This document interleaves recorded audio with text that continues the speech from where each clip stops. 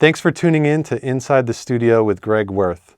In this episode, I'm going to show a very cool plugin that was recently announced by Plugin Alliance. It's called the BX Console. Let's check it out. All right, so the song I've chosen to use as the demonstration is called I Don't Mind by a band called Jeremiah Mountain. So basically to start, I just have, just a rough level balance, not real mix going on. I just want to give an example of what it sounds like as is. I got a couple reverbs and stuff and just volumes and pans set. So just to get an idea of what this song sounds like.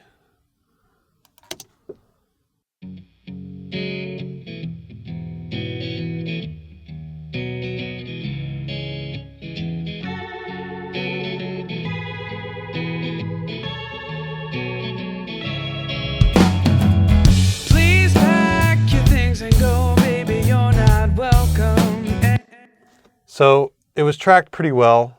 I mean, we tracked it here using a bunch of great preamps and stuff like that. So when this BX console came out, Matt Ward was telling me, just basically explaining the technology, and it's this TMT technology, which I believe is tolerance modeling. And basically Dirk Ulrich, who owns Brainworks, he modeled every channel of the console, and I believe there's like 72 channels.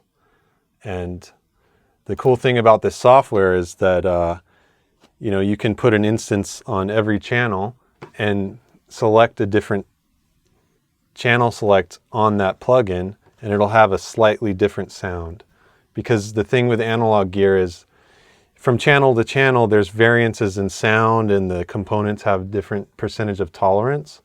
So that's kind of why people love analog so much. And, Dirk and the guys at Plugin Alliance understand that. So they brought this awesome technology. And I was lucky enough to demo it a couple weeks before it got announced. And I was blown away. Literally just putting it on each channel changes the sound. It just gives you that feeling of a console. So I'll just play the same passage of the song, and I'll just engage the plugins, and it's all zeroed. So there's no settings. So I just want to give a comparison of how that sounds.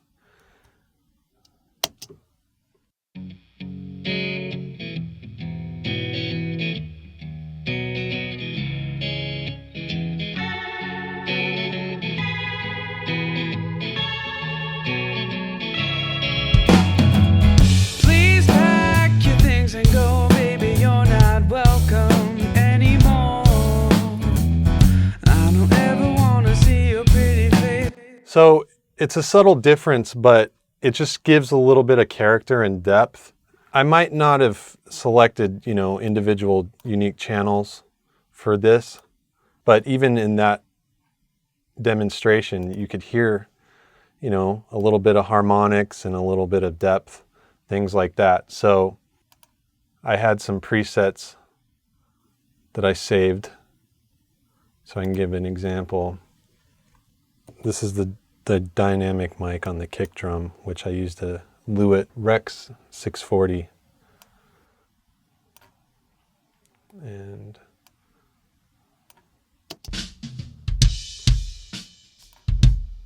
so this is with it bypassed. Sounds pretty good. But this gives a little punch, low end, a little focus. I added a little bit of 70 hertz on the low end, and over here I cut out a little bit of 200. I'm going to set all my plugins to the settings that I had for a rough mix, just to give an example of how this sounds. And I was just messing around. It was really cool to play with this, and I've been working on this song, and I was able to quickly just get a rough mix going here. And I try to use mostly just Plugin Alliance stuff. And I saved all these presets, which is a good idea for a good starting point when you're starting a mix. Okay, so here's just an example of the drums. on the intro piece with the BX console bypassed.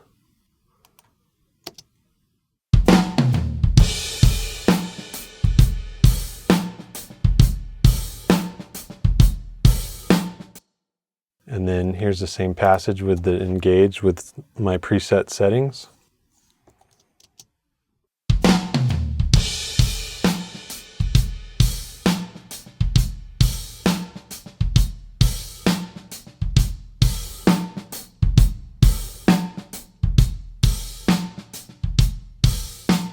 So it just, you know, it brought a little focus in on the drums. Felt like I lost a little bit of low end. I might have to compensate that, but just an example. It kind of, you know, you can mess with it and just get some console sounds, which is what they're going for. Down the line, I had a bass DI that I threw this Brainworks bass dude on, which is really cool. To give a little depth and growl to the bass. So here it is without, and then I'll engage it and you can hear it with it in.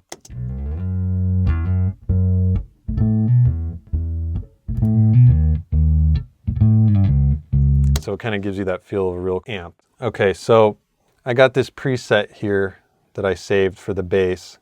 A little bit of EQ boosting around a little above 60 Hertz. I'm cutting around 200, sort of a tight Q. And then I'm adding, you know, 2K or so. And then a little bit of 6K on the top end. So here's without it.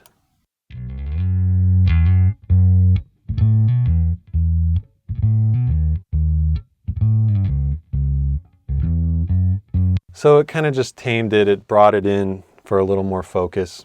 You know, maybe it's not what I'm going to use on the final mix, but it made it sit well with the drums. And another thing that I did was I used this BX compressor limiter, which is very cool. I like this one because you can adjust the speed, and also you can adjust the sidechain filter, which is great, especially for low end. So on this one, I'm telling the detector circuit on this compressor to ignore everything from 300 Hertz and below, so I can compress all those, you know, mid-range frequencies, but keep the low end passing through, so it'll be nice and fat. So here it is with it.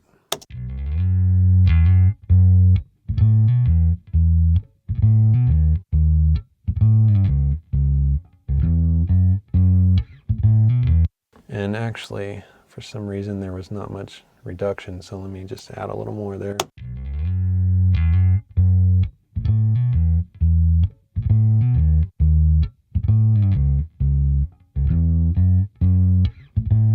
So what it does is it kind of tightens up the bass and makes it pop out of the speaker, and it doesn't, you know, disappear here and there. It keeps it up front. And also notice I backed off the mix knob a little bit so that I can get away with a little more reduction. Next, I'll give an example. The acoustic guitar here, which there's a couple different acoustics, but this one's a clean acoustic. I have some stuff running through amps. But this one, where's my preset? Is there. Okay, so this is what the acoustic guitar sounds like dry.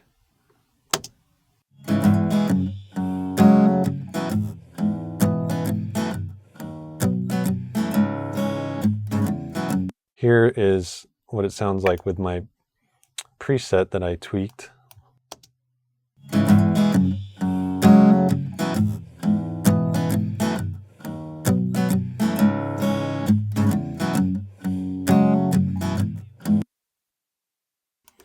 Just for example, let's throw this on channels 5 and 6. And I'll move it around and see if we can hear anything different. Let me solo out the guitar here.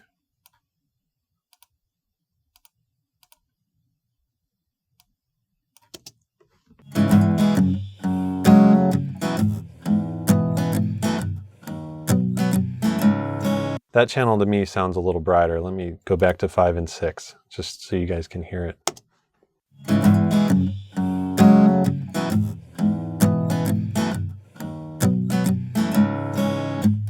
very subtle, but those differences make, add up over several dozen channels. It definitely makes a difference, and it gives you a little bit of variance. Okay, so just another example here. Let's see. Here's the BX console on the lead vocal. Let me find my preset. All right, and this is the lead without anything on it so far. Please pack your things and go, baby, you're not welcome anymore. And here is it with the BX console. Please pack your things and go, baby, you're not welcome anymore. So I was able to cut some lower mids and boost a little 12K. I threw on the BX Opto, which is also great for vocals. So I'll show you how that sounds. Please pack your things and go, baby, you're not welcome anymore. Please pack your things and go, baby, you're not welcome anymore. So again, similar with the bass, it just kind of clamps down on the track and just puts it in the center, but it doesn't sound super squashed. And again, I have the mix set to about 60% or so. So though you see the gain reduction meters hitting pretty high, I've backed off the mix, so it's doing a little parallel thing, which is great for leaving dynamics in the track. So this is what the song sounded like before the BX console was inserted, and then I'll engage it and you can just hear how it kind of brought the track to life. And this is, really quick mix. I didn't spend a lot of time. It was just me trying to play with this plugin, and I thought it was very cool. And that's an important thing about it, is that you don't have to spend a lot of time to get a really good sound. So here's that example. Please pack your things and go, baby, you're not welcome anymore. I don't ever want to see your pretty face or you walk. So immediately there's just a lot of nice separation in the track. And, obviously it still needs a little work here and there, but, it's a good sound. And to me, that feels very analog. And that's what's exciting about this plugin. So it's a pretty versatile thing. And I look forward to them implementing this TMT technology on more plugins, because I think that's the way the future of digital sound is going to go. And yeah, check it out. There's a free demo on the website. Thanks for tuning in to Inside the Studio with Greg Wurth. As always, subscribe to the channel, make a comment, like it, let us know what you think, and also subscribe to the newsletter on the website, because I'm going to be announcing gear giveaways very soon, and you don't want to miss out on that, because it's going to be some really cool equipment.